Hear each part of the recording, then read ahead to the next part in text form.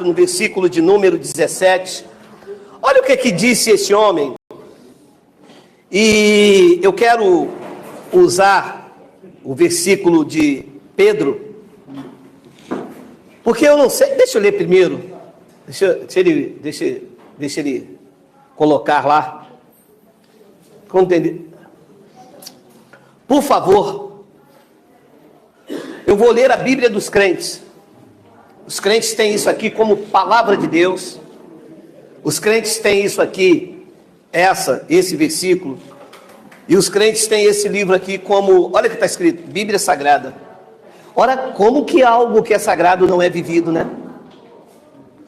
Você sabe que 99% dos crentes, 99,5%, não obedecem à Bíblia. Não obedecem? Não obedecem. Eles dão o dízimo, mas não fazem a circuncisão. Mas a circuncisão também não está na Bíblia, professora? Mas por que não fazem? Então, a Bíblia dos crentes diz o seguinte: porque a ocasião de começar o juízo pela casa de Deus é chegada. Ora, se primeiro vem o juízo por nós, disse Pedro, qual será o fim daqueles que não obedecem ao Evangelho de Deus? Então, quando você pega esse versículo e apresenta aos crentes, eles dizem o seguinte, olha aí, ó. O juízo de Deus virá sobre nossas vidas. Agora, se o juízo de Deus vem sobre nossas vidas, e quem não obedece o Evangelho? Eu quero analisar 2 pontos nesse texto. Primeiro que, se os crentes dizem que o templo lá em Campinho, ou o templo lá no Brás, ou a igreja lá em Belém é a casa de Deus, então o juízo de Deus virá sobre os evangélicos. Porque ali diz que o juízo, disse Pedro, que o juízo viria sobre a casa de Deus. Se os crentes chamam a casa de Deus como igreja, eles estão debaixo de um juízo. Então já não é evangelho, porque evangelho não tem juízo, não tem julgamento. Para quem está em Cristo, nenhuma condenação há. Então, antes de aprofundar mais um pouco o que eu quero te fazer entender, quando Pedro diz a casa de Deus ali, ele não está dizendo as igrejas do bairro, nem as igrejas no Brasil. Ele está querendo falar do templo que ainda está de pé lá em Jerusalém. Pedro está escrevendo aos seus compatriotas lá na Macedônia, antes do ano 70. A carta está sendo escrita no ano 68, do primeiro século da era cristã. E já naquela época, o juízo já havia chegado. Como que ainda estão esperando um juízo final, um trono branco, se nos dias de Pedro, ele já havia chegado? E quando seria a conclusão desse juízo? Com a queda do templo. A queda do templo em Jerusalém era o juízo, porque Jerusalém era o epicentro do juízo de Deus. Tanto é que na sua homilia escatológica, Jesus disse, olha, quem estiver na cidade, fuge para os montes. Esta cidade não era o Vaticano, não era Brasília e nem era os Estados Unidos, era Jerusalém que era o epicentro. Mas infelizmente a igreja não conhece evangelho. Crente não conhece evangelho. Crente conhece judaísmo. Algumas coisas do judaísmo. Então, haveria um juízo, ele viria sobre a casa, sobre o templo em Jerusalém. Quando ele diz aqui o juízo começa pela casa de Deus, ele está apontando para o templo lá em Jerusalém. Aquele templo ia cair, não ia ficar pedra sobre pedra. Jerusalém pegou fogo, conhece a história, já pregamos aqui ipsi literis.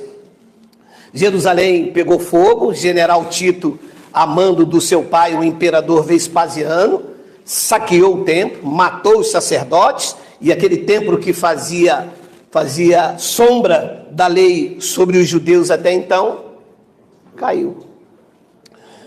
Eu fui numa palestra essa semana, e pasme, eles quase me atiraram pedras. Quase, deu vontade.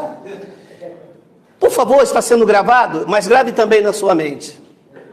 Eu disse o seguinte: Deus não é o mesmo com Israel. Apesar de Paulo ter falado que Deus é o mesmo de ontem, de hoje e eternamente, ele estava falando da essência de Deus, não da forma em que Deus agia. Deus não é o mesmo com Israel. Eu vou explicar brevemente para não sair desse argumento. Quando Israel estava no deserto, Deus ia numa coluna de fogo durante o dia e ia numa coluna, uma nuvem durante a noite. Quando Deus vai para a guerra, você vê Deus indo na frente de Israel?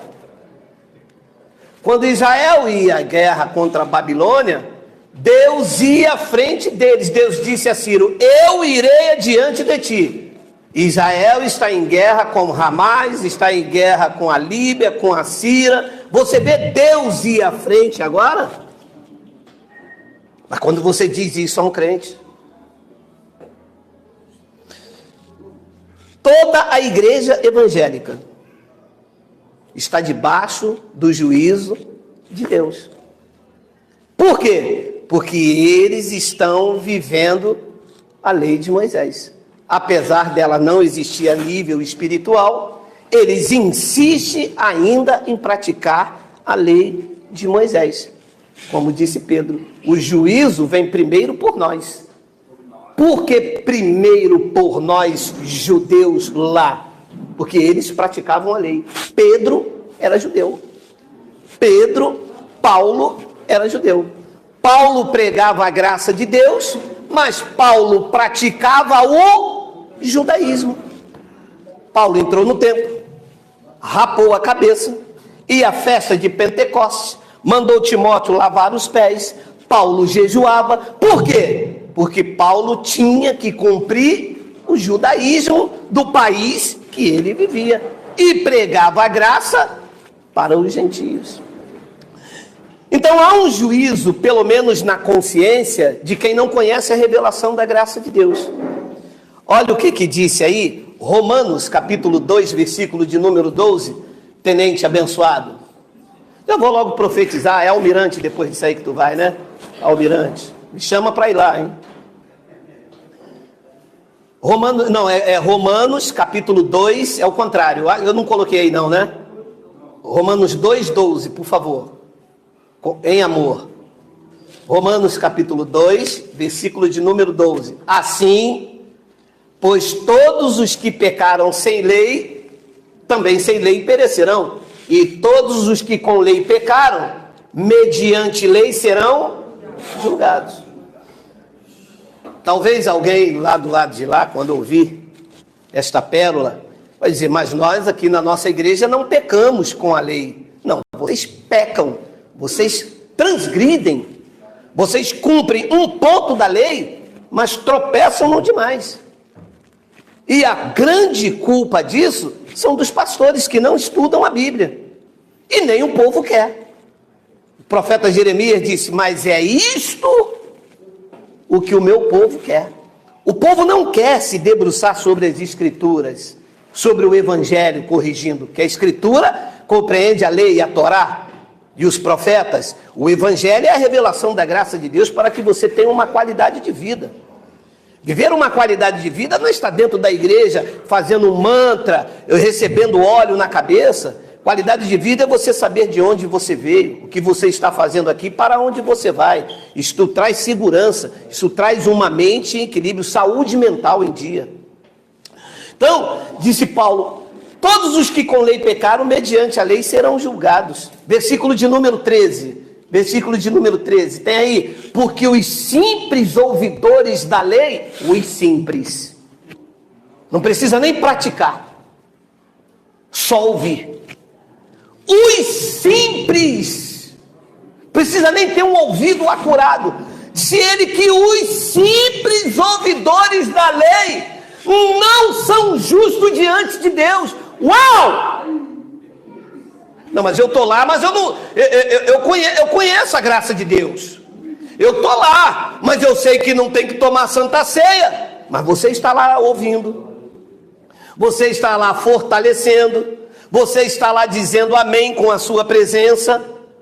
Porque você sabe, já falei de várias vezes aqui, cumplicidade no crime é crime também. Ah, quanto? Artigo 24 do Código Penal. Nas penas determinadas na medida da sua participação. Vamos dar um lido aplauso. Opa! Ora, então, eu estou num local que me faz transgredir a graça de Deus. Estou debaixo de um juízo. Disse Paulo que diante de Deus, os simples. Meu Deus, é sério isso? Depois você lê na sua casa a seriedade do que diz 2 de Coríntios capítulo 5, a seriedade que é. Os simples ouvidores não são justos diante de Deus. Mas não acabou o versículo. Mas os que praticam a lei hão de ser justificados. Ah, Geraldo, então, tá vendo? Eu pratico a lei. Mas você pratica um ponto da lei. Você pratica o dízimo. O dízimo é da lei. Amém ou não amém? Amém? Mas e o restante da lei? O restante da lei você não pratica. Olha o que disse Gálatas capítulo 3, versículo. Eu estou lendo a Bíblia dos crentes. Eu poderia ler a Bíblia escrita na minha mente e no meu coração, mas alguns não iriam me suportar. Porque a verdadeira palavra hoje não estão aqui em páginas amareladas. A verdadeira palavra revelada, disse Deus, está na sua mente e no seu coração. Confirmou Paulo, voltando do terceiro céu, de que nós somos a carta de Cristo, escrita não em tábua de pedra, mas pelo Espírito de Deus vivente na tábua do teu coração. Eu poderia pregar esta, mas talvez alguns não poderiam me suportar. Então eu estou pregando a Bíblia que os crentes têm e não conhecem. Que crente não conhece isso que eu leio.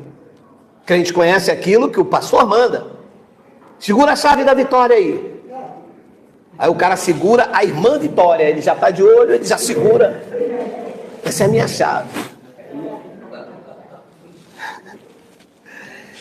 Todos quanto, pois, são das obras da lei, estão debaixo da bênção. Estão debaixo de quê?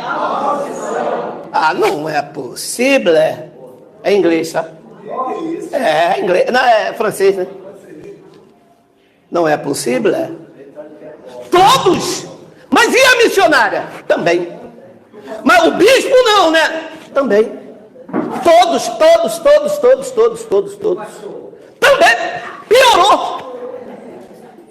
Todos estão debaixo de maldição.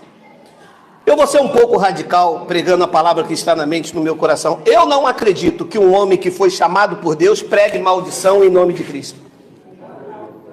Esses são filhos malditos, homens maus e perversos, que fazem negociata com a palavra do Pai, que enganam os filhos a tropeçar para o seu bel prazer, com atitudes espúrias, enriquecendo ilicitamente com a ignorância do povo. Jesus repreendeu esse tipo de gente, dizendo: vocês me adoram em vão, os lábios de vocês até me louvam, mas o coração, o entendimento está longe de mim. Vocês em vão me adoram, ensinando doutrinas do evangelho da graça de Deus.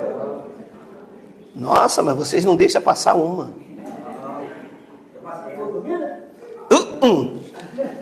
Todos, pois, quantos são das obras da lei, estão debaixo de maldição. Porque está escrito: maldito todo aquele que não permanecer em todas as coisas escritas no livro da lei para praticá-la. Em todas. A igreja só ensina o dízimo, só ensina o batismo, a igreja só ensina a ceia, que não é ceia, é Páscoa. E as demais? Pode falar. Uma pergunta. E as pessoas que não tiveram a oportunidade de ouvir o Evangelho, a palavra, as pessoas bichinhas que morreram até... Então, o evangelho não é para salvar ninguém para a vida eterna, é para salvar as pessoas do engano. Morreu no engano e enriqueceu homens. E a tempo de Deus ele vai levantando homens para libertar homens do engano, porque salvação já foi dada antes da fundação do mundo. Nós já viemos salvos, viveremos salvos e retornaremos salvos. Agora precisa ser salvo é do engano. Capite? Todos, pois, quantos são das obras da lei, estão debaixo de maldição, porque está escrito: maldito todo aquele que se para praticá-la. 11. E é evidente, pelo menos entre nós, é evidente que pela lei ninguém será justificado diante de Deus, porque o justo vive pelo sacrifício, pelas obras. O justo viverá por... Quem vive por fé aqui, por favor, diga: Abba, Pai. Ora, me parece até que eu estou escrevendo alguma coisa que eu inventei agora de manhã. Mas isso está aqui, sabe há quanto tempo? Desde que Paulo era Paulo, ou desde que Paulo era Saulo, ou desde que Saulo virou Paulo, ou desde que Paulo deixou de ser Paulo. Há quanto tempo isso está aqui? Mas se ensinar isso ao crente, quando o pastor vier com as obras da lei, o crente nas igrejas todas vai dizer: opa, nós não somos justificados pelas práticas judaicas. Pode falar. Eu tive lendo uma passagem dessa para um irmãozinho. Ele falou assim: mas a tua igreja, então, ela só lê versículo isolado. Opa, segura aí. Isolado de onde? Que nós já começamos no 10 e estamos no 11. Eu expliquei para ele. Agora vamos ler o 12, porque se está isolado de tudo, não existe. Ora, a lei não procede de fé, mas aquele que observar os seus preceitos, por eles viverá. As pessoas dizem: mas eu faço o jejum por fé. Jejum é da lei, não é da fé. A lei não procede da fé. Você faz a lei, você faz o jejum, não é da fé. Você faz jejum por ignorar a graça de Deus, porque a lei não procede de fé. Agora, se você pratica a lei, olha o que diz: mas aquele que observar os seus preceitos, por ele viverá. Agora preste atenção: quem pratica a lei não pratica a misericórdia de Deus. Sabe por quê? Não vive a misericórdia. Sabe por quê? Porque a lei é olho por olho e por dente. Tem misericórdia nisso? Moisés disse: olha, vai viver a lei? É olho por olho e dente por dente. Errou comigo, vou te cobrar. Vacilou, passa o cerol. Errou, taco pedra. Vai ser apedrejado. É olho por olho e dente por dente. E Deus começou a levantar os profetas e dizer: olha, misericórdia quero e não sacrifício. E o conhecimento de Deus mais do que o holocausto. Mas a igreja não quer. A igreja quer essa hora: segura agora. Agora desce. Agora passa. Desce no compasso. Desce no compasso. É isso que a igreja quer. Tiago capítulo 2, versículo de número 10. Tem aí, meu tenente abençoado. É almirante, né? Tiago capítulo 2, versículo de número 10. Olha aí. Tem aí? Olha aí. Pois qualquer que guarda toda a lei, mas tropeça em um só ponto, se torna culpado. Significa que você está num local que remove culpas, que tira de você má consciência. Eu não sei quantos estão de cima da hora, não vai dar tempo. Quantos que perderam a Santa Ceia ficavam com culpa na mente? Alguém aqui já? Alguém? Meu Deus! Perdeu a Santa Ceia, meu irmão. E quando não dava o dízimo e acontecia de acabar a água da SEDAI, o que acontecia? Tá vendo aí, ó, não deu o dízimo, ó, a SEDAI cortou a água. O devorador, acabou o gás. Pois qualquer que guarda a lei, mas tropeça em um só ponto, se torna culpado de todos. 11. Porquanto, aquele que disse, não adulterarás, também ordenou, não matarás. Ora, se não adultera, porém matas, vem ser transgressor da lei. Agora me permite eu pregar um pouco do evangelho que está na minha mente e no meu coração. Ora, disse ele, se não adulteras, porém mata, o que aconteceu? Veio ser a transgressor da lei. Se dá o dízimo, mas não faz a circuncisão, vem ser transgressor da lei. Olha, eu dou o dízimo, eu sou dizimista. Olha, eu fiz uma mensagem, não sei se nós já colocamos, o tema é o pecado do dízimo. Ué, dar dízimo é pecado? Sim, é transgressão da lei. Se dá o dízimo, mas não faz a circuncisão, se dá o dízimo, mas não faz a lei do liverato, vocês sabem o que é a lei do liverato, né? Vou explicar rapidinho. Um homem, 7 irmãos, casado com uma mulher. Esse cara morre e não deixa descendência. Ela tem que casar com um dos 6. Você vê algum crente fazendo isso? Eu não iria fazer, porque eu não casaria com a minha cunhada, mas nem se que a vaca tossisse, aquela coisa feia. Mas não caso. Não caso. Aí que eu ia ser condenado mesmo. Feio com feio dá lobisomem. Eu já sou feio, casar com a mulher feia. Feio com feio dá lobisomem. Então os crentes fazem uma coisa e não fazem outra. Diante de Deus são transgressores. Diz isso a um pastor.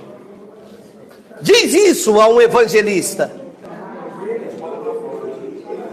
E aí me desculpe que eu estou em cima da hora, mas os sabatistas, vocês sabem quem são os sabatistas? É a igreja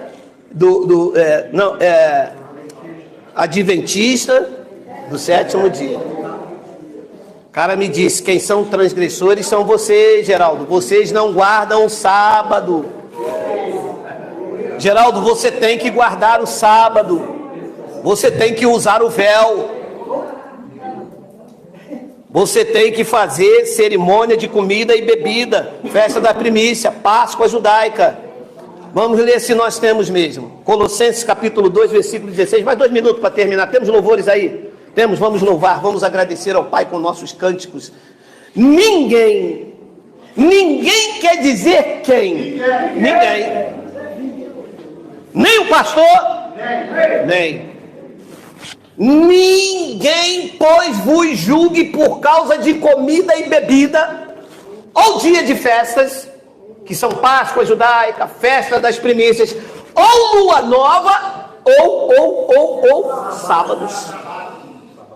Quando ele diz ninguém vos julgue, quer dizer que se você deixar de fazer, ninguém pode te cobrar, ninguém vos julgue.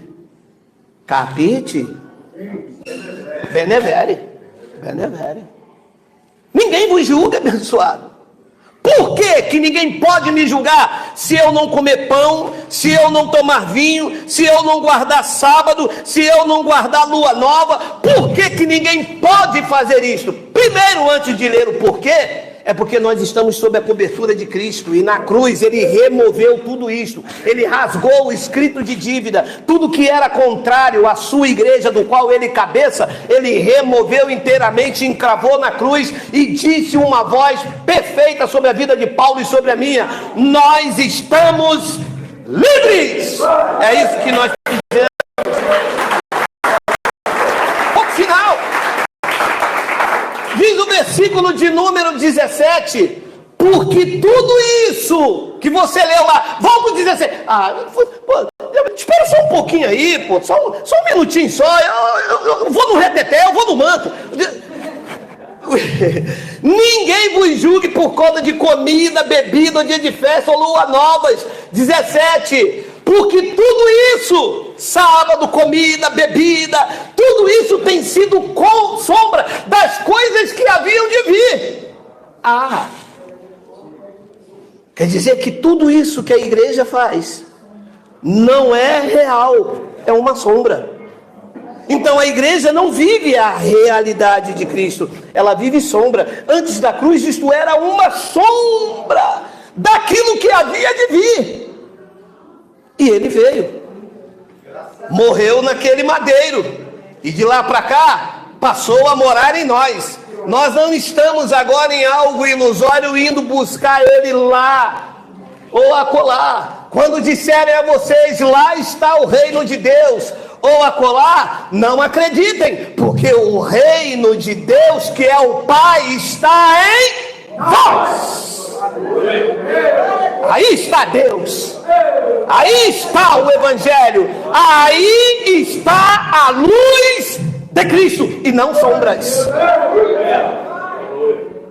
Aquele que habita no esconderijo do Altíssimo, à sombra do Onipotente. Quem descansava na sombra eram os judeus, que era algo real. Nós descansamos na luz do Evangelho. Haja luz sobre a tua vida, haja luz sobre a tua vida, haja luz sobre a tua vida, haja luz. Diga glória a Deus. Porque tudo isso tem sido sombra das coisas que haviam de vir. Porém o corpo, a igreja, as vidas, não é do pastor presidente e nem do presidente da convenção. A igreja é de Cristo e ele não a trata como uma pecadora. Naquele madeiro ele deixou nós, a igreja, vidas sem ruga, sem mancha, sem mácula e sem defeito. Perfeito nele. Ele é o cabeça, nós o seu corpo. Ele em nós e nós deles, reinando em vida e em perfeita vitória. Eu vou ler Gálatas capítulo 2, versículo 19 para terminar. Olha aí, olha aí. Olha. Ih, rapaz, hoje vai dar ruim, hein? Ou logo hoje é caldo de inhame, olha aí. Vai. Ah, tu vai, é para dar. Gálatas capítulo 2, versículo de número 19. Porque eu, disse Paulo, e eu também, e nós, morremos mediante a lei. A lei pode me chamar, estou morto. Você chega lá no cemitério, bate lá. Seu Geraldo era o nome do meu pai. Ele vai te falar o quê? Está morto. Está morto. A lei pode me chamar, Geraldo. Nem respondo. Estou morto para a lei, abençoado. Mortinho, morto não fala, morto não responde, morto não faz. Estou morto. Porque eu, mediante a própria lei, eu morri para a lei. E quando se morre para a lei, o que acontece? Se vive para Deus. Agora, e quando você está vivo para a lei? Está morto diante de Deus como transgressor e culpado. Sim ou não sim? Sim. Não é um jogo de palavra, é um entendimento da graça de Deus. Eu só vivo para Deus quando eu morro para a lei. Se eu estou vivinho para a lei, diante de Deus, meu irmão, eu sou um transgressor. Eu estou morto em pecado e em delito. É o que a igreja está. Disse então no versículo de número 20, olha lá. Logo, já não sou eu quem vive, mas Cristo vive em mim. E esse viver que agora tenho na carne, eu vivo pela fé no Filho de Deus, que me amou e a si mesmo se entregou por mim. 21. Não anulo a graça de Deus. Pois se a justiça é mediante a lei, ao dízimo, ao batismo, ao pagar o preço, ao sacrifício, à Páscoa, às festas, guardar os sábados, segue então que Cristo morreu em vão. Cristo não morreu em vão. Não foi em vão. Foi perfeito. Libertou a minha mente, me mostrou seguro, tranquilo. Obrigado aí pela atenção.